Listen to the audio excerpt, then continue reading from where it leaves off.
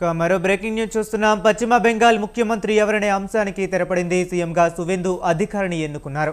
రేపు ఉదయం 11 గంటలకు కోల్కతా పరేడ్ గ్రౌండ్స్లో ప్రమాణ స్వీకార కార్యక్రమం జరగనుంది. ఈ కార్యక్రమానికి బీజేపీ సీఎంలతో పాటు ఎన్డీఏ కూటమిలోని సీఎంలు, కీలక నేతలు హాజరు కానున్నారు. ఈ మేరకు అన్ని ఏర్పాట్లు చేస్తున్నారు. రాష్ట్రంలో 207 సీట్లతో ఘన విజయం సాధించిన బీజేపీ 2 డిప్యూటీ సీఎంలతో కొత్త ప్రభుత్వాన్ని ఏర్పాటు చేస్తుంది. తొలిసారి బెంగాల్లో 2 డిప్యూటీ సీఎంలకు అవకాశం కల్పిస్తున్నారు.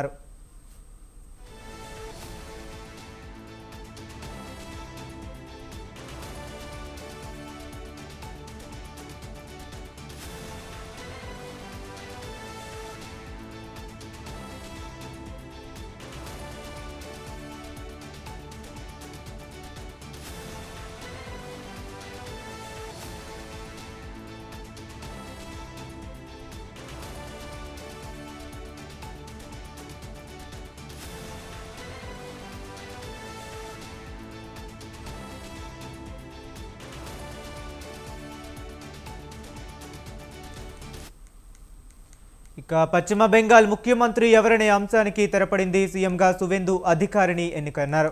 రేపు ఉదయం 11 గంటలకు కోల్కతా పరేడ్ గ్రౌండ్లో ప్రమాణ స్వీకార కార్యక్రమం జరగనుంది. ఈ కార్యక్రమానికి బీజేపీ సీఎంలతో పాటు ఎన్డీఏ కూటమిలోని సీఎంలు, కీలక నేతలు హాజరు కానున్నారు.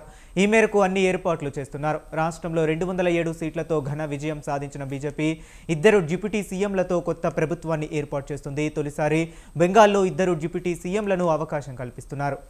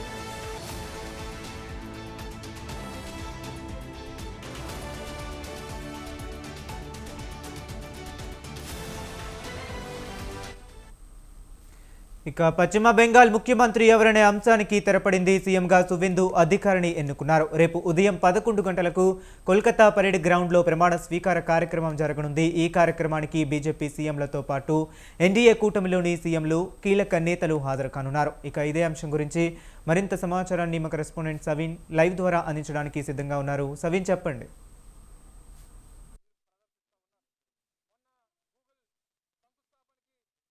ఏర్పడింది. 294 అసెంబ్లీ స్థానాలు ఉన్నటువంటి వెస్ట్ బెంగాల్లో బీజేపీ 206 అసెంబ్లీ స్థానాలు గెలుచుకుంది. ఇక ఈ నెల 21వ తేదీన ఫరక్కా అసెంబ్లీ నియోజకవర్గానికి ఉప ఎన్నిక, ఫాల్టా అసెంబ్లీ నియోజకవర్గానికి బై ఎలక్షన్ జరగబోతుంది. 24వ తేదీన ఫలితాలు రాబోతున్నాయి. 293 అసెంబ్లీ స్థానాలకు వెలువడినటువంటి ఫలితాల్లో 206 అసెంబ్లీ స్థానాలు గెలుచుకుని బీజేపీ తొలిసారిగా వెస్ట్ బెంగాల్లో కాషాయ జెండాను రెపరెపలాడించింది. దీనికి సంబంధించి ఈరోజు బీజేపీ ఎల్పీ సమావేశం జరిగింది.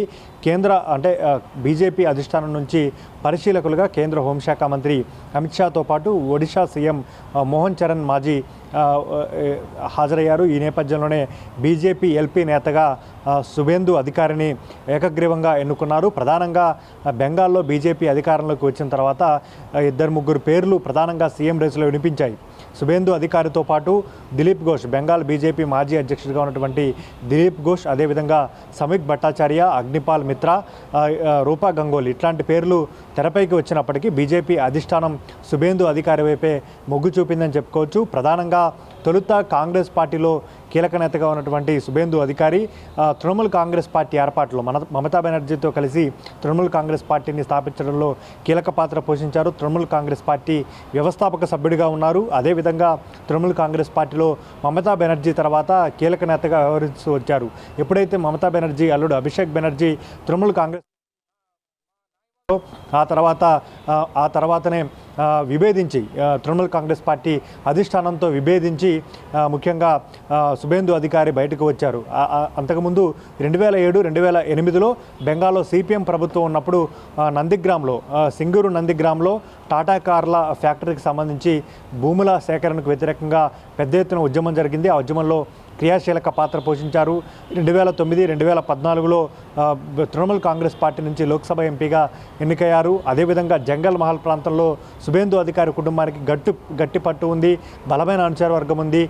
అదేవిధంగా 2016లో తృణమూల్ కాంగ్రెస్ పార్టీ నుంచి ఎమ్మెల్యేగా ఎన్నికై మమతా బెనర్జీ క్యాబినెట్లో రాష్ట్ర రవాణా శాఖ మంత్రిగా పనిచేశారు. ఇక 2020 డిసెంబర్లో తృణమూల్ కాంగ్రెస్ పార్టీ నుంచి బయటకు వచ్చారు.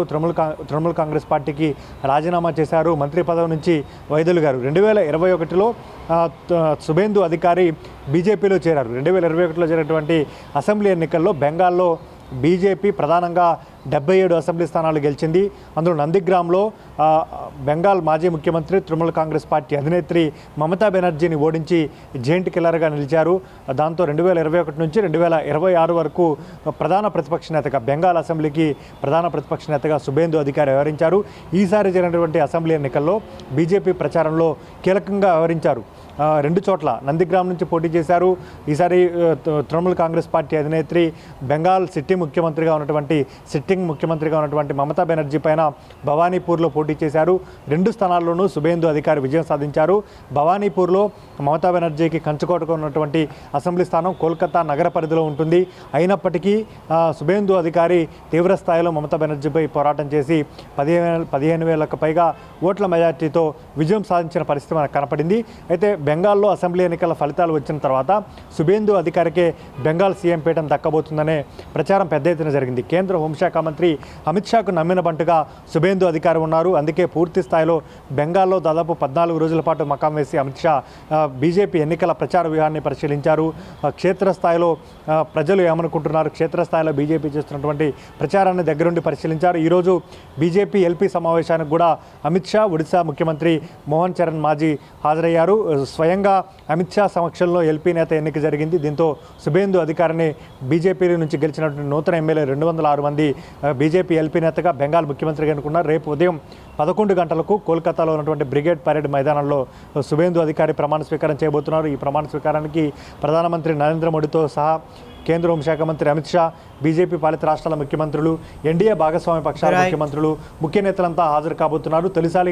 తొలిసారిగా బెంగాల్లో బీజేపీ ప్రభుత్వాన్ని ఏర్పాటు చేసింది కాబట్టి దీన్ని బీజేపీ అత్యంత ప్రతిష్టాత్మకంగా తీసుకుంది. 2021లో ప్రధాన ప్రతిపక్షంలోకి వచ్చిన తర్వాత ఇప్పుడు 2026 వరకు పూర్తి స్థాయిలో బెంగాల్పై ఫోకస్ పెట్టి బెంగాల్ అసెంబ్లీలో విజయం సాధించింది కాబట్టి ఇప్పుడు సుబేందు అధికారిని కీలక.